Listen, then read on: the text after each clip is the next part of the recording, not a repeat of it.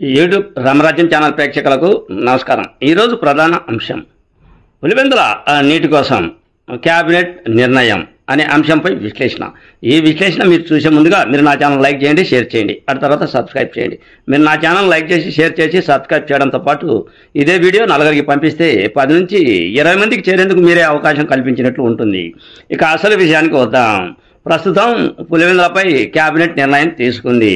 అంటే ముఖ్యమంత్రి నారా చంద్రబాబు నాయుడు క్యాబినెట్ సమావేశంలో పులివెందుల గురించి ఆలోచించండి అని, పులివెందులకు కూడా మనం మేలు చేయాల్సిన అవసరం ఎంతైనా ఉంది అని మాజీ ముఖ్యమంత్రి జగన్మోహన్ రెడ్డి, వైఎస్ జగన్మోహన్ రెడ్డి ఏరియా పులివెందుల గనక ప్రాజెక్టు విషయంలో కూడా దృష్టి పెడదాము అన్నట్లు క్యాబినెట్లో చర్చ జరిగినట్లు ఉంది.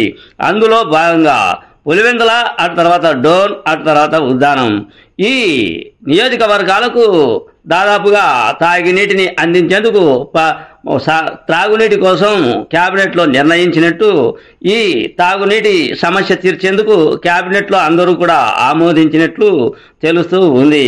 ప్రస్తుతం పులివెందుల నియోజకవర్గంలో కావచ్చు, ఆ తర్వాత ఈ 3 ప్రాజెక్టుల విషయంలో దాదాపుగా 10.5 లక్షల మంది ప్రజలకు నీటి వసతిని ఏర్పాటు చేసే అంశం. దీన్ని సుదీర్ఘంగా చర్చించినట్లు ఉంది.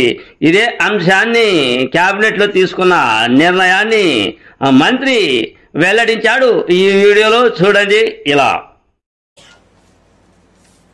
చాలా కాలం ప్రాజెక్టు డిలే అవటం మూలంగా గత ప్రభుత్వంలో తీసుకున్న నిర్ణయాలు కానివ్వండి, లేకపోతే అలసత్వం కానివ్వండి, లేకపోతే బాధ్యతారహితం కానివ్వండి, ఈ ప్రాజెక్టులు డిలే అయిపోయి ప్రాజెక్టులు ముందు సాగించలేని పరిస్థితి కనపడటం మూలంగా జియో 62 ద్వారా ఈ ఏదైతే ప్రైజ్ అడ్జస్ట్మెంట్ ఉంటుందో ఈ ప్రాజెక్టులకి ఇచ్చే కార్యక్రమం చేయబోతున్నాం.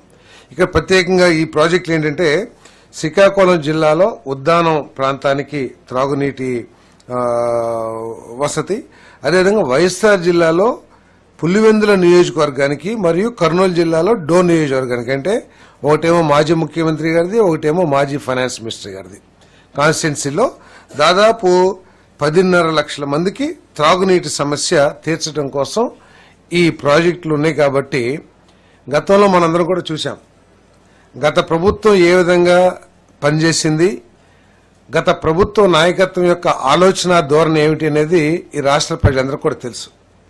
అనేక ప్రాజెక్టుల్ని ఆంధ్రప్రదేశ్ తలరాత మార్చగలిగే ప్రాజెక్టులు, అనేక ప్రాజెక్టుల్ని కేవలం రాజకీయ దురుద్దేశంతో, ఒక క్రూరమైన ఆలోచనతో, కేవలం చంద్రబాబు నాయుడు గారికి తెలుగుదేశం పార్టీకి ఎక్కడ పేరు వస్తుందో అనే ఉద్దేశంతో ఆ ప్రాజెక్టుల్ని నాశనం చేసిన పరిస్థితులు మనందరం కూడా చూసాం.